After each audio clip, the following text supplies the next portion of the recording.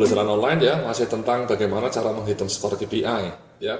Jadi dalam video sebelumnya kita sudah tahu cara menghitung skor KPI ini Mas ya, Mbak-mbak ya, dengan metode maximize, minimize atau skala khusus untuk yang targetnya 0. Nah setelah itu ya tinggal Anda dicari skor akhirnya, di mana rumusnya adalah skor kali bobot ya, bobot KPI ya. Jadi misalnya ini 90 ya, jadi ya 90 dikalikan 25 ya, dibagi 100, 23 ya. Jadi pakai rumusnya adalah skor kali bobot bagi 100. Jadi 90 kali 25% itu 23. Nah kemudian kita copy paste saja, rumusnya kita copy paste, nah ketemu Mas ya. Jadi 17 ini dari mana ya? 112 kali 15%. 8 dari mana? Ya, 80 kali 10% dan seterusnya ya. Ini 9 dari mana? 85 kali 10% ya, dibulatkan pembulatan nih. Sehingga nilai akhir Anda adalah 91 ya. Jadi seperti itu Mas ya. So that's it ya. Jadi nilai Anda KPI-nya adalah 91 ya. Jadi ini bisa Anda download nanti ya, ininya tabel KPI ini juga ya. Jadi kalau Anda perhatikan memang skor KPI Anda itu sangat tergantung pada pertama targetnya ya. Kalau targetnya menantang ya kadang-kadang Anda meleset. Ini misalnya kenapa nilainya 112, karena targetnya mungkin terlalu rendah ya, 80. Mestinya 90. Kalau misalnya targetnya diganti 90 ya nilaimu jadi turun ya, tadinya 91 hanya 89 ya. Atau bahkan ini misalnya 95 ya, nilai Anda jadi 88 ya. Atau misalnya ini targetnya dinaikkan 15, Anda turunnya cukup tinggi ya, 85 jadinya, tadinya 91 ya. Setelah target ya bobot Mas ya, kalau misalnya bobotnya pas tinggi ya 25% seperti ini ya, kalau nilaimu jeblok ya signifikan pengaruhnya. Seperti SKS bobot itu seperti dulu waktu kuliah, zaman kuliah SKS ya, SKS-nya tinggi, nilainya jelek ya mempengaruhi IP Anda. So that's it Mas ya, Mbak-mbak ya. Jadi bagaimana Anda menghitung skor, menyusun KPI dan menghitung skor ya. Jadi sekali lagi yang paling penting, yang pertama seperti ini ya Mas ya, tabelnya Anda harus siap seperti ini di bulan Januari ya. Pertanyaannya apakah KPI-nya bisa berubah-ubah di tahun depan, suka dan naik kayak gitu. Menurut saya sebaiknya sih jangan sering berubah KPI itu ya. Ada beberapa KPI yang sebaiknya dipertahankan.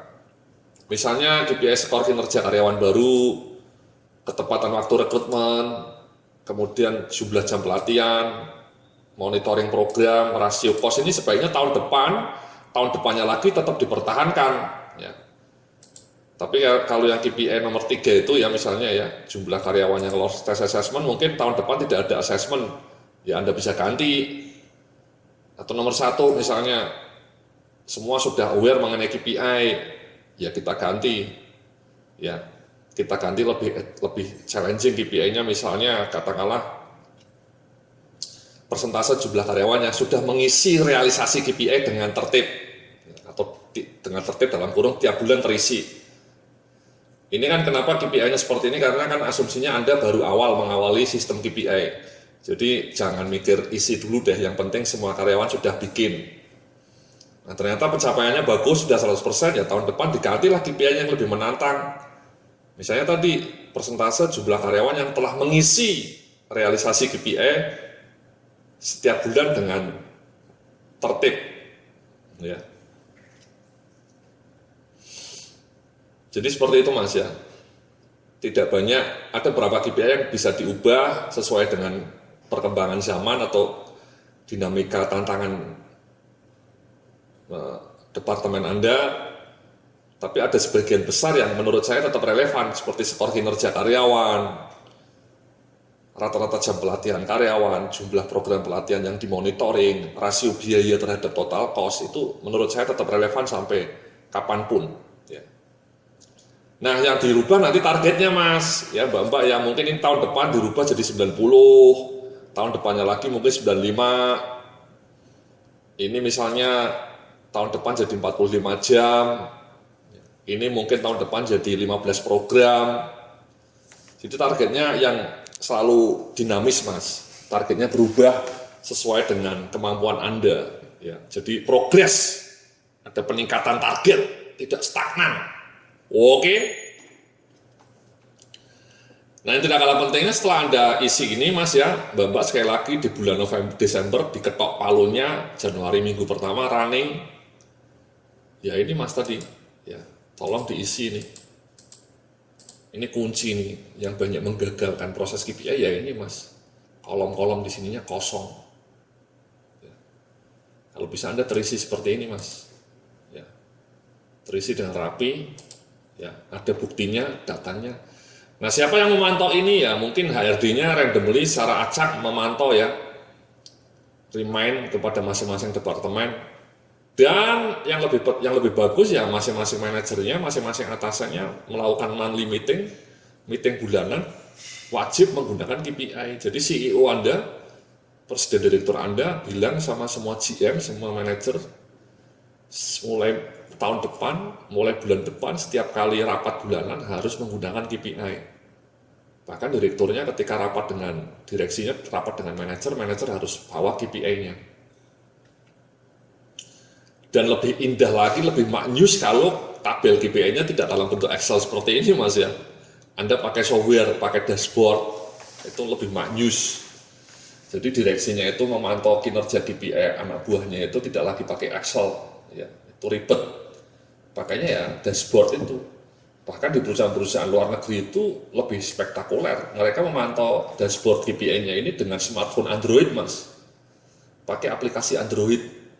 Itu kan bisa Mas, Mbak-mbak ya, di Apple, di GE, di IBM itu mereka memantau KPI manajersnya itu, direksinya memantau KPI manajer memantau KPI anak buahnya itu dengan aplikasi Android, dengan smartphone Anda.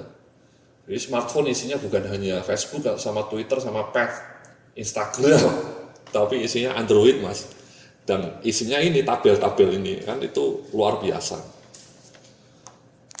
Ya, jadi sekali lagi ya realisasinya diukur seperti ini tadi saya bilang ya, ada 3 metode, bisa pakai data terkini, bisa pakai rata-rata, average, atau pakai akumulasi. Jadi mudah Mas ya, tiap akhir tahun Anda bisa melacak. Nah ini kalau Anda pakai software, ya ininya terhitung sendiri Mas, muncul sendiri, ya tidak manual, ininya sudah di-set. Anda tinggal ngisi ini aja, nanti ininya muncul sendiri, otomatis dalam software. Dan store-nya ini juga muncul sendiri Mas, muncul sendiri. Ini muncul sendiri. Ya. Jadi kalau nilainya di atas 100 atau di atas 90, ininya hijau gitu ya. Ini hijau 90 ya, tapi kalau 85 ya ini jelek, ini warnanya kuning. Ya. Jadi dianggap kurang perform. Dan kemudian dinilai nilaimu 91 warnanya hijau karena di atas 90. Jadi warnanya masih hijau, Mas. Jadi oke lah ya, seperti itu ya. Sekali lagi ini bisa Anda download semua file-filenya, nanti bisa Anda pelajari. Saya berharap bahwa Anda bisa menyusun KPI untuk diri Anda sendiri dan juga karyawan-karyawan di tempat Anda. Terima kasih, kita nanti lanjutkan dengan video yang berikutnya ya, tentang elemen berikutnya dari performance appraisal, yakni mengenai kompetensi. Sampai jumpa dalam video berikutnya.